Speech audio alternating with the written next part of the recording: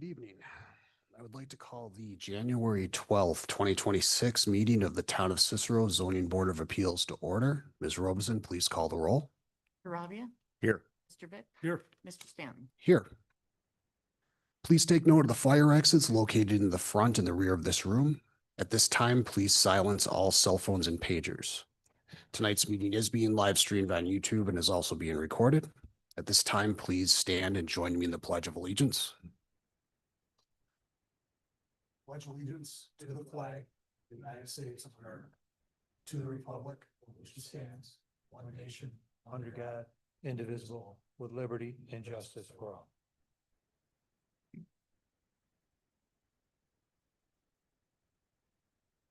Okay, this being our first meeting of the year, at this time, I would like to open our organizational meeting. We are combining this meeting with our regular meeting as a separate meeting is not warranted. Our first item is the appointment of Zoning Board of Appeals Clerk for 2026. Before I get into that, we have 3 out of 5 members tonight, so please remember, in order to actually have a quorum, it's 3 out of 5 all 3 of us have to vote in the affirmative. It's back to Zoning Board of Appeals Clerk for 2026. I'd like to make a motion that we reappoint Ms. Marie Robeson to the position of Zoning Board of Appeals Clerk. Ms. Robeson has been working for the past 4 years with us and has done a great job at recording and publishing our minutes. Do I have a second? I'll second the motion. Okay. I will call the roll on this one. Mr. Rabia, Yes to the motion. Mr. Bick, Yes to the motion. and yes to the motion myself. Congratulations. You're stuck with us for another year. The second is appointment of Zoning Board of Appeals Attorney for 2026. I would like to make a motion that we appoint Terry J. Kerwin Jr. of Kerwin Law Firm, PC, to the position of Zoning Board of Appeals Attorney for 2026. Mr. Kerwin has been working with our board for almost as long as I have been a member and has been a valuable advisor to us. Do I have a second? Second. Ms. Robeson, please call the roll. It's okay. Mr. Rabia. Yes to the motion. Mr. Vick, Yes to the motion. Mr. Stanton. Yes to the motion. Congratulations. You're stuck with us too for another year. Just a reminder on continuing education requirements for 2025. As board members, we are required to have 4 continuing education hours per year. Please make sure you document your hours for 2025 and provide them to both myself and our town clerk, Tracy Kosselman, by the end of January. I do have the discretion to determine what constitutes training, so please do not hesitate to contact me if you have any questions. Please also remember that you're entitled to 2 hours of training time for participating in any training sessions that we have internally. For the following year, please be on the lookout for notices regarding any training offered through the town. If the board has a month with no applications, we may elect to hold a live training session. Please also note that due to his election to the town board, Christopher Daniel will no longer be an ad hoc member of this board. Additionally, Christian Suarez has tendered his resignation from the position of ad hoc, so we have 2 open ad hoc positions. If anyone is aware of qualified individuals, please bring them to my attention. Lastly, the town board has deferred the appointment of members whose terms have expired, which is one of the reasons why we're down to 3 people tonight. And our organizational meeting is now closed. Has everyone read the minutes of the December 1st, 2025 meeting? Yep. Any corrections? No. Okay. Do I have a motion to approve? I'll make a motion to approve the December 2025 meeting minutes. Thank you. Do I have a second? Second. Ms. Robeson, when you're ready. Mr. Rabia, Yes to the motion. Mr. Vick, Yes to the motion. Mr. Stanton. Yes to the motion. The Cicero Town Board acknowledges the importance of full public participation at all public meetings, and therefore we urge all who wish to address those in attendance to please come to the microphone located in the front of the room. At this time, I will make a motion that all actions taken tonight are type 2 actions and have a negative impact that has no impact on the environment unless otherwise indicated. Do I have a second? I'll second the motion. Okay, when you're ready, Ms. Robeson. Mr. Rabia, Yes to the motion. Mr. Vick, Yes to the motion. Mr. Stanton. Yes to the motion. We have proof that all items on tonight's agenda have been advertised as directed by law. I will briefly review the process for tonight's meeting for the benefit of those present that have never been before the Zoning Board of Appeals. Each applicant will have an opportunity to describe their project. The board will then ask questions about the project. I will then open a public hearing where people will be able to speak for or against the proposed variance. The applicant will then be given the opportunity to respond to public input and provide additional information. Board members will be allowed to ask follow-on questions. The board will then openly discuss the 5 factors that contribute to the final decision. Please note that this board does not have a pre-agenda meeting, so there is no prior discussion of cases outside of this meeting. And then finally, a motion will be made either approving or denying the requested variance, seconded and voted upon. Let's get into our individual cases. Our first case tonight is a continuation from our December 1st meeting last year for a property on 6745 Route 31. The owner is Erwin Cost Jr. and the applicant is John P.R. Jr. Just as background for everyone, we had requested an updated survey and also asked some questions related how the proposed sign area was calculated. It's my understanding that upon receipt of the revised survey, it was determined that a variance is not required. Therefore, thank you. Therefore, I am hereby closing the public hearing as there is no case. Our second case tonight is a continuation from our December 1st and November 3rd meetings for a property on 7021 Van Antwerp Drive. The owner and applicant are James and Dawn Vivello. This is a continuation of our November 3rd, 2025 meeting also. We did leave the public hearing open. At our December 1st meeting, we asked the applicant to look at reducing the requested variance by increasing their proposed side yard setback. The applicant has increased the proposed side yard setback from 0.92 feet to 3.92 feet as shown in the revised application. We'll get those plans up there so you can see the difference. This has reduced the overall footprint of the addition and has resulted in a decrease in proposed coverage from 27.6% to 21.2%. If you want to, I know I kind of Is it went through this already. 27.2? Yeah, I think it's 27. 27.2. That's why I apologize. I misread that. Yeah, yeah, I got it. We're not capturing his voice, are we? There we go. No worries. It's not your fault. That's my fault. Is it on? It's on. It's on. Okay. You want me to? Go right ahead. Walk us through what you did. Yeah, so we pushed back the addition and created one cleaner rectangle off of the home. So we lost that step and a little more detail. But that allowed us to maintain the side yard at 3.92. So another 3 feet off of the property line. We're in line with that stair, which was kind of like what we were mainly talking about. And then up on the second floor of the deck, we kind of put a small little, we kind of enclosed some of the second floor deck area that we were adding there to create a little more of a sitting spot. We reoriented some things on the inside and were able to incorporate a couple more closets a little further inland in the house, in the footprint that already exists. And they feel comfortable with this layout, and hopefully the board does as well, and thinks the improvements we're making by pulling away from the line will be sufficient. We definitely still acknowledge the small variance. It would be tough for us to pull another 2 feet in there. And again, we're really trying to keep in balance with kind of everything going on all around us too. We think it's in harmony with the neighborhood.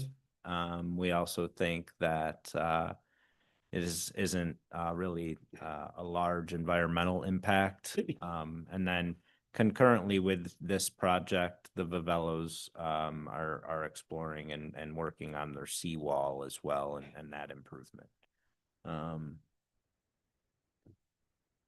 Steve, would you mind going to the original just so we can get a glimpse of what changed? And thanks for working the AV tonight. I appreciate it. Don't thank me yet.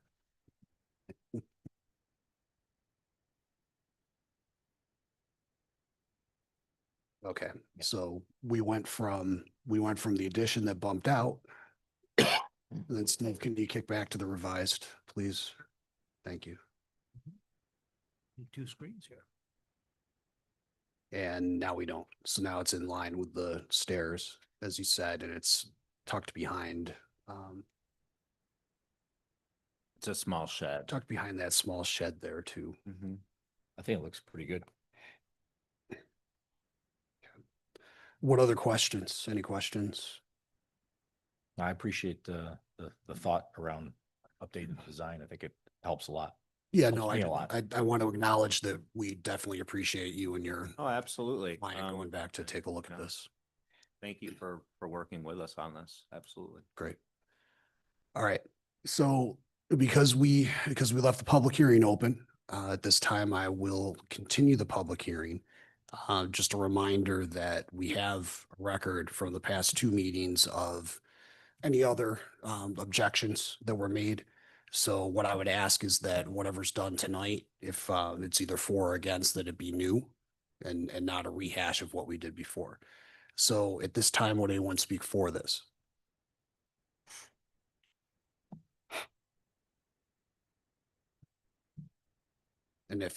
And I know we've seen you here at the last two meetings, but if you could give us your name and where you live, it'd be great. Thank you. Thank you. Okay, but this says opposition. I asked if anyone would speak for this. So you're not speaking for this. No, I'm not. Okay, so we're moving on to, would anyone speak against this? Don't Don't go go away. away. You're the only person here besides us, so. Come on, I apologize. Come on. Yeah.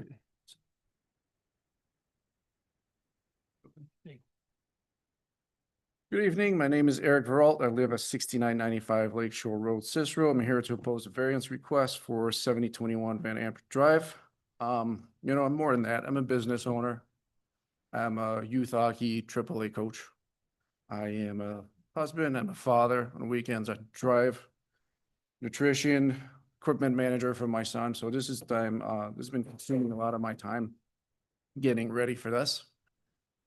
As discussed before, this is failing on all 5 criteria for the zoning board. Unnecessary hardship, the architect talked about, we talked about moving the bathroom. There's a garage across the street with plenty of space. There's nothing unique about this property as far as slope, soil, shape. This is obviously self-created. When they purchased the property, they knew what the variants were and what the survey was. The required combined setback is 15 feet. Now we're going to go down to 9 feet, which is a 33% change there. Which makes it out of compliance. And then as far as neighborhood character and livability, I think this is, my family uses the deeded lake rights regularly, summer and winter. We value open, comfortable access to year-round living. I've seen places like the Outer Banks in Myrtle Beach where houses are packed together. It's fine for short-term rental, but not for a lifetime. The town's own waterfront revitalization program emphasizes preserving open views and shared access. This variant goes against all that.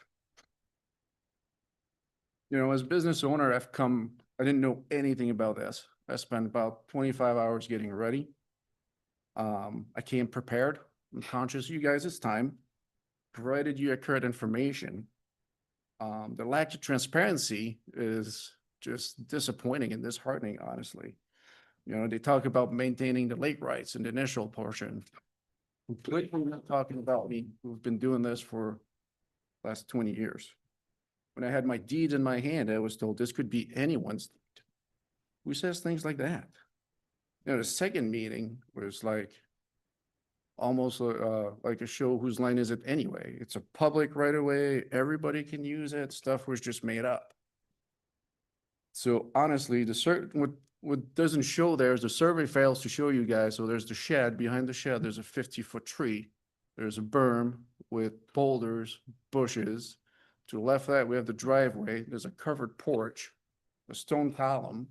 There's a retaining wall and a paved patio. In front of the shed, there's a water pump. You know, the architect stated that anyone with no access shouldn't use it, and that's in you guys' note. And he said that the Vivelos could take their dock off the other side. Well, there's a heat pump on that side. They only have 5 feet of space. And this project is simply not feasible. I'm assuming they're gonna have to dig out and bring some machinery back there. You know, it's simply isn't feasible without infringing on our rights. And if they do infringe on our rights, well, we'll let you, the town, apply the trespassing local and state laws. So I had my lawyer look it up. They do not have lake rights. The letter is in there. And, you know, if you guys green light this project, which probably not gonna happen, then you guys gonna set a precedent for nothing. So to address a couple things, by law, the zoning board of appeals does not establish precedent. Every individual case has to be considered on its own merits. So Okay. I'm going to tell you that right now. I'm Back learning to every day. back to your piece about unnecessary hardship. Were you aware of the revised plan when you wrote this? So that No. I'm asking because you mentioned moving interior elements around, which it looks like the applicant has done at this Yeah, but point. they talked about putting the closet on the other side and they needed the bathroom to be a certain way, so it was lined up with the other one because Right. it's easier. So it's not anymore. So I did do a FOIL request late last week, and this was not in there. We just got this at the end of last week. Okay, I did not see this. Okay.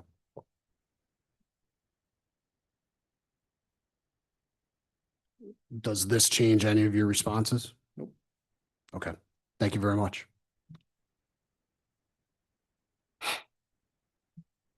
Terry, have you read this note Wait, from? I'm So sorry, at this go ahead. time, I will close the Yeah. public hearing.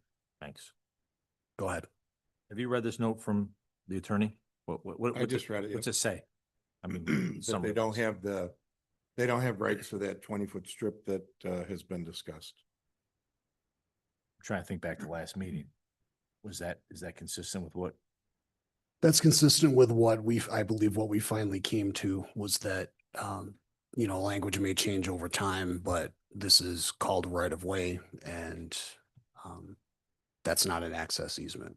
It's whether right of way meant it's attached to a couple different properties and it's those properties. It's not an access easement. So I think this letter confirms that. So if they go forward, they have to be careful on how they're gonna do construction. Yes, so if they go forward, they'll have to be careful on how they do construction and I mean, with everything, with regular law, you can't cross somebody else's property to build something. So Correct. the assumption here is that there's going to be a way figured out to be able to build this without going outside of the property lines. And I think we've heard here that there'll be some trespassing claims made if they do go outside. Refresh my memory. This Did the meeting- property owner think they had access from last meeting? I can't recall. He What we were talking. The last two meetings, yes, there was an assertion made. So I thought, okay, I think we've pretty much established that's not correct. that's clear now. Oh, this The- is The only, These the are- only rights they have are for, the water pump and the subsequent line that's attached to it. That's the only reference in the deed that they have. Okay.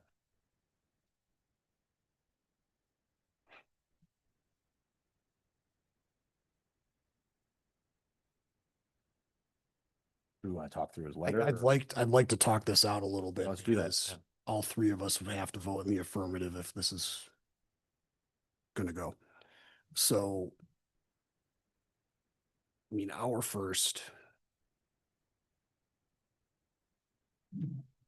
Unnecessary hardship, I guess, is the first thing that's, which letter do we want to talk about? I guess that's the.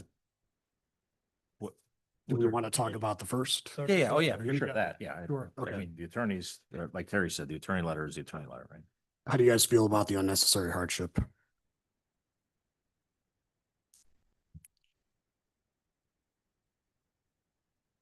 I mean, I think we talked about some paths to minimize the amount of the variance from last time, right? So that's, I think we accomplished, Yes, where we went from 0.92 to nearly 4, right? yes. And the one thing that's in my mind for consideration right now is that this is a 50-foot lot where we'd typically be looking at 75. So these lots do have a constraint placed on them that makes it difficult to expand without a variance. Mhm. Yeah, I think our goal was to have the applicant work with us, which I think they've done.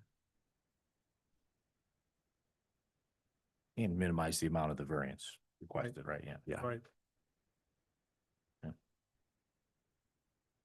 What about the uniqueness of the property? They don't have access to the 20-foot strip. Good question. Well,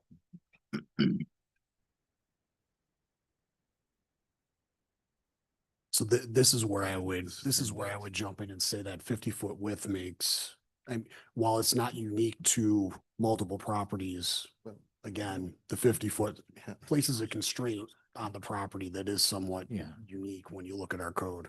and I think, he supposedly has the deeds that show. who yeah, has there's the right away next to it makes it somewhat unique as Yeah. well, right? Where,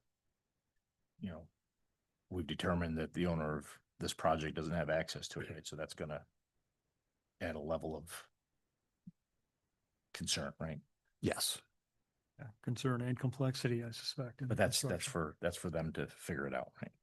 Yeah, that's Steve's job. You're talking about the 20-foot strip? Access to it? Yes. To construct? Yeah. On that note, there's this letter, the January 9th letter from Mancuso's references deeds, but there's nothing attached, so. You do? Okay. Terry, I know you've been wanting to see those for a while. So Yeah. if you want to take some time to take a look at No, that, that's fine. fine. We can, I mean, thank you. I thank you for trust what that. he's saying. I just like to see it. Not self-created. This is usually the last factor that we look at. We always, No. with the exception of one case in the 15 years I've been here, they've all been self-created.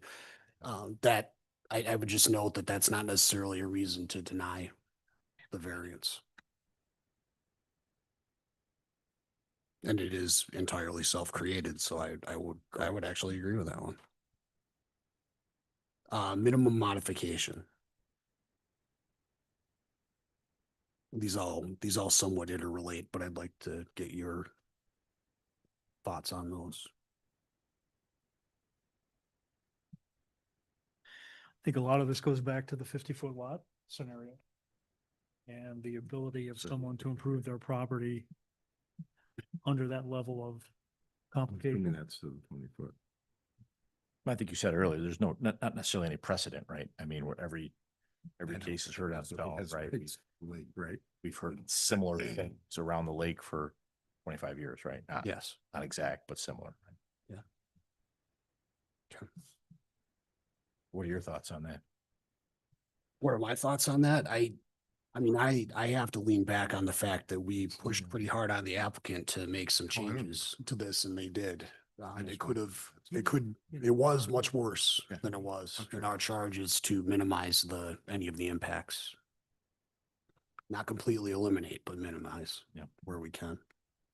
I think, from my perspective, the 0.92, there'd be, I don't care what you say, there'd be no chance that that person wouldn't be in the right of way doing maintenance, walking through the right of way, whatever, right? With Yeah. almost 4 feet now, there's a potential for a walkway to not go into the right of way, right? No, that's a very good point. And as far as our concerns about the dock being removed, my feeling is that if the owner, if the applicant gets into a situation where they can't take it out, it's on them to figure out how to take it out up to and including getting a barge in there to take out I guess if they set themselves up where they can't get the dock out by land and it has to be It's out gonna in be the theirs to winter, work out, it's their right? I problem. mean, to however they work want out. to do it, right? Yes. Thank you. That's much more concise than what I said. Premises, they need some sort of machinery to pull the dock out. Is that the premise that has to drive down the right of way? Or a minimum width. The assertion was made that you could turn the dock units on their side and pull them out. I don't know if that's true. Why not just leave them in the backyard, right? Or Yeah, that's a why- good point too. Why You are you can trying to, leave it where are you back trying there. to pull them to, right? Right.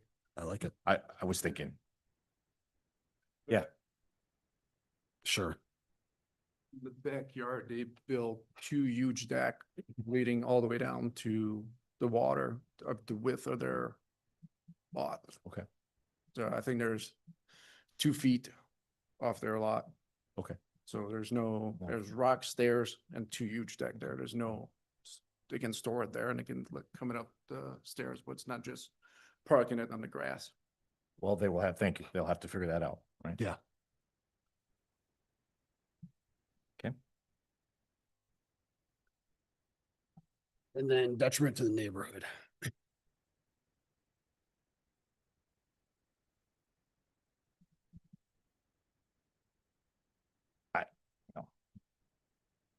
I don't see a detriment to the neighborhood, to be quite frank with you.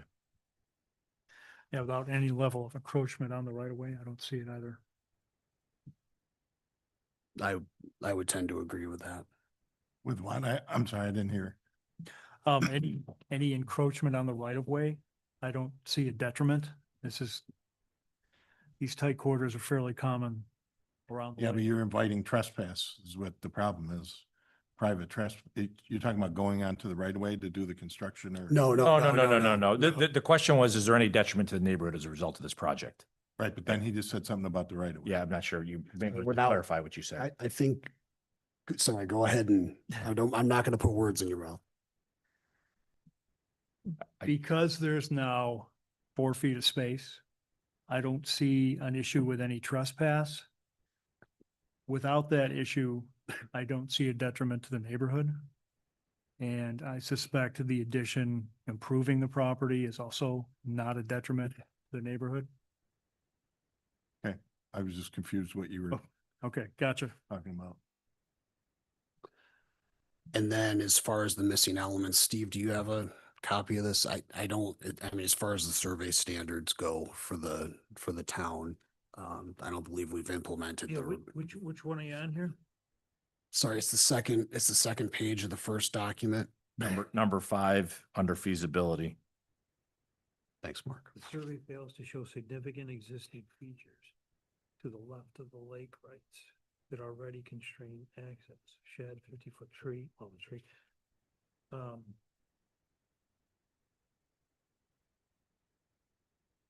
This does show a shed, right? So I believe I saw the shed. Yeah. Shows the driveway. Remember this was written before that was prepared? Yeah, but the last drawing, Had it too? I believe it did. Boulders are not showing there. We Steve, I wouldn't That's not the survey either. necessarily, Site plan. Hold on. that's true.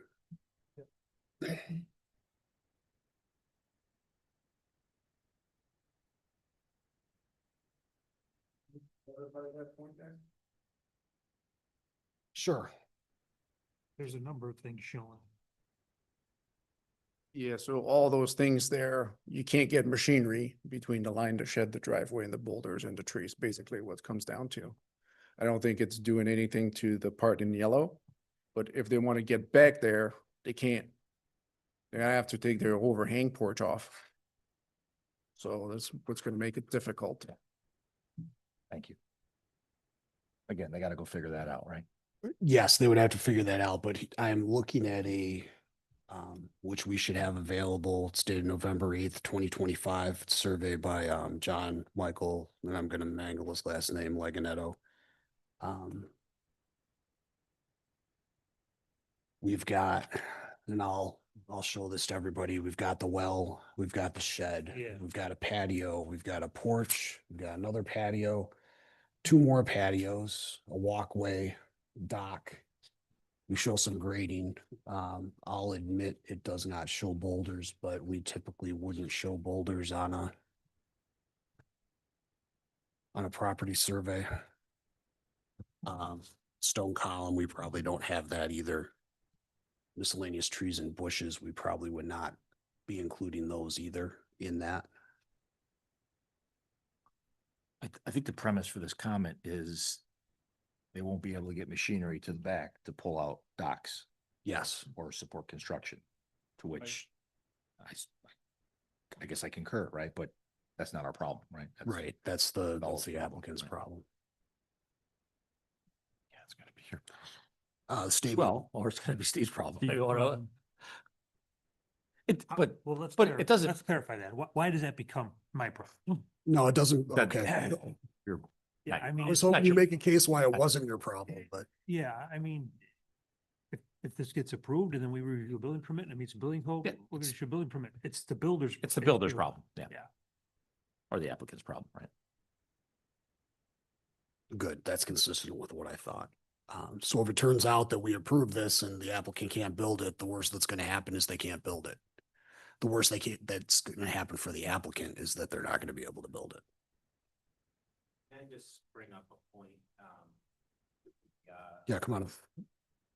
There is some sort of construction that's happening there right now somewhere. I believe it's an adjacent property. And it gets used, parked in every day. And I don't know to what extent anybody's complaining about that. I have pictures that show equipment and trucks basically being parked there for days at a time. I believe it's the property would be on the right side of this drawing, doing some work. So I guess I'm just confused a little bit with, because I mean, we build on tight sites all the time, and yeah, it's not going to be, ideal, but I don't view it as it can't be done or it's impossible. So I guess one is, why is it being used, I guess, the way it is today, and whose charge is it to maybe enforce that? You're saying the right of way is being used for parking access at this point? Yeah, I mean, here's some pictures I can share with the board. And if you look at the survey that we shared, there's actually quite an encroachment by that neighbor onto the right of way. Here's picture of neighboring house and hedge and some vehicles just permanently parked there. Just for the day. People. I guess I'm just a little confused as to, one, why that would be happening. I don't believe those people have rights to this spot Well, either. You don't know, you don't believe, but they could have permission to use it Yeah. too. Yeah. We don't know, that's the thing, I think permission from who would be, like, who would talk to? the holders of the right of way, the beneficiaries of the right of way. So they're the owners of the right of way? Well, I mean, without going down a rabbit hole on this, I'm not even sure if that's pertinent to Yeah, the case. It's just, it's, Because we want to look at them separate, I Yeah. believe Yeah. we can construct this on this property, and I just wanted to bring it up as. yeah, I mean, it's intellectually stimulating, but the sheds on the other side are 4 feet away from the right of way as well. yes, yeah. Right. Yeah, I mean, that's what the scale says. 1, 2, 3, 4. 1, 2, 3, 4. What's that? Well, Mark, maybe clarify what shed you're actually talking about. On the right side of this project, so Yeah, not so the on the adjoining, Bellows side, but the other side. the eastern property that adjoins The the. eastern property. So, there's a building closer to the water that's 4 and the shed's 4. Roughly. So, okay. I mean, without going down the rabbit hole again on the right of way. Yeah, Issue. I don't, again, there'll be a full, clear Yeah. 20, what's it, 20 feet? 20 feet of right away. And this project will not encroach on that. And that's good because the very last statement here above the additional evidence is we, and I'm assuming we as the people who are in joint ownership of the right of way will not permit machinery to enter via the lake rights. And as we discussed, the architect feels that this is constructible, and we've gone to great lengths to point out that it's going to have to be constructible because access is going to be from this property. Right. We've reviewed the letter confirming the applicants do not hold deeded lake rights. Then there's a reference to the town of Cicero's local waterfront revitalization program. It does emphasize creating a vibrant, resilient, accessible waterfront. I would point out that because I was part of the development of this, is that is mostly related to new construction along the lake. An encouragement with new construction to create that. There was never any intent to do this with our local property owners. So that's my context on that. So, like I said, we've already talked about the attorney's letter. Are there any other questions, any other comments from the board? No. No. Okay. Did you take a look at the deed, Terry? Anything? No, there's several, so I didn't have a chance to do it yet. If you wanna, Do you think there's anything of concern? I mean, I don't think an attorney's gonna, okay, we're just gonna keep it, you know, yeah, I mean, I would think whatever decision they've made, if they're allowed to go ahead, you're gonna say that you don't have the authority to permit access to the 20-foot right of way. And whatever they do is gonna be done within the context of their footprint, right? Or their sounds reasonable.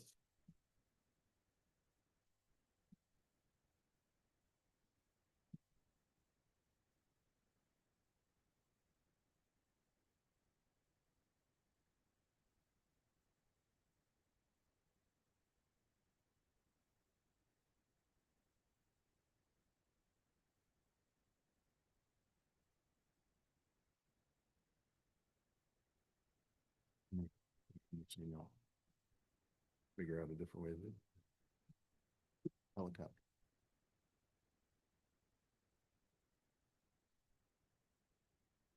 So if there's no more discussion on this, would anyone like to review the 5 factors prior to making a motion?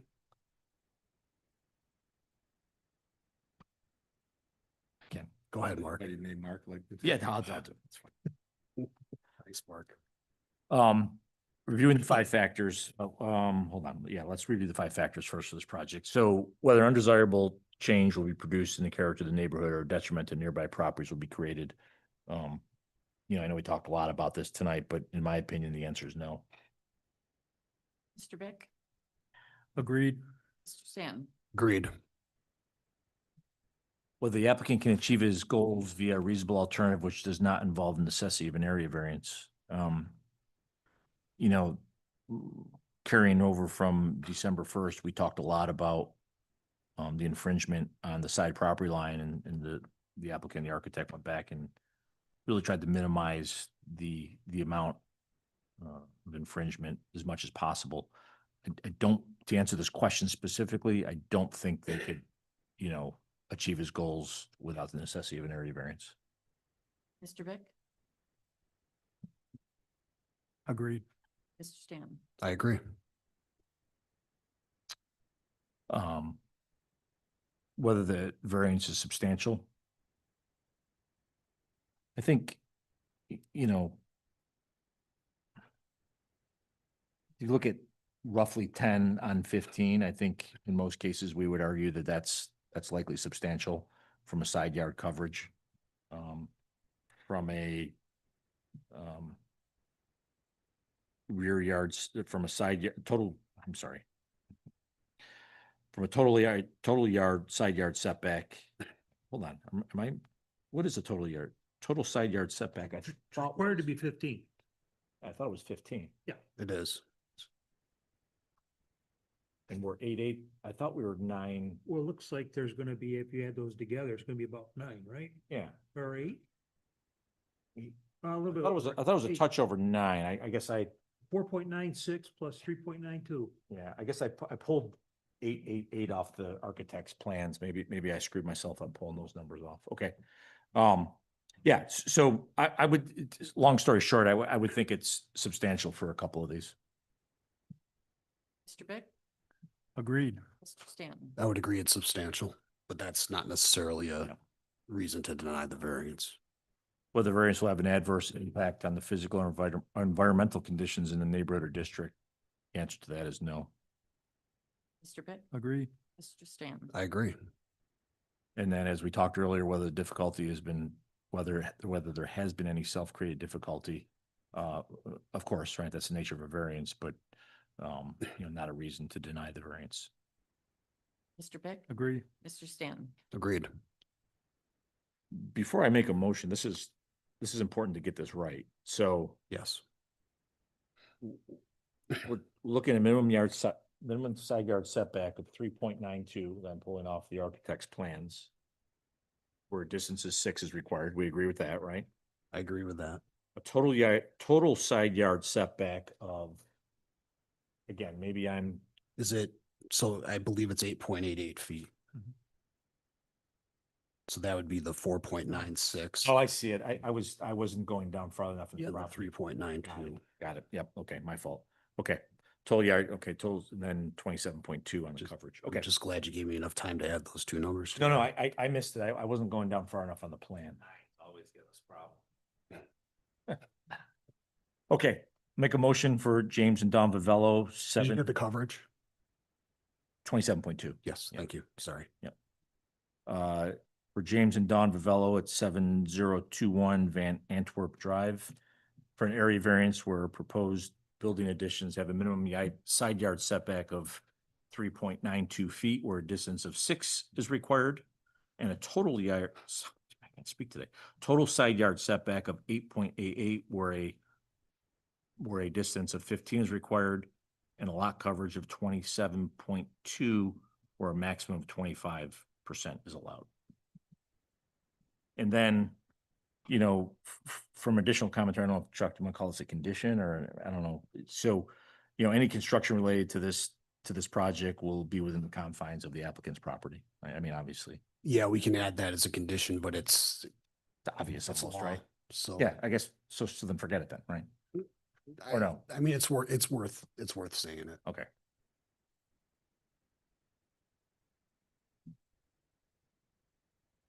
Is Second. that, okay. Mr. When you're Roll? ready, please call the roll. Yes, the motion. Mr. Beck?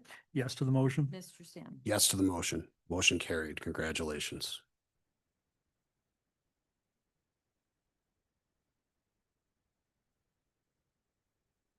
Take that folder, Chuck. Yeah, let me give you the form. Sorry. Wanted to. Where'd you go? Oh, we gotta close it, don't we?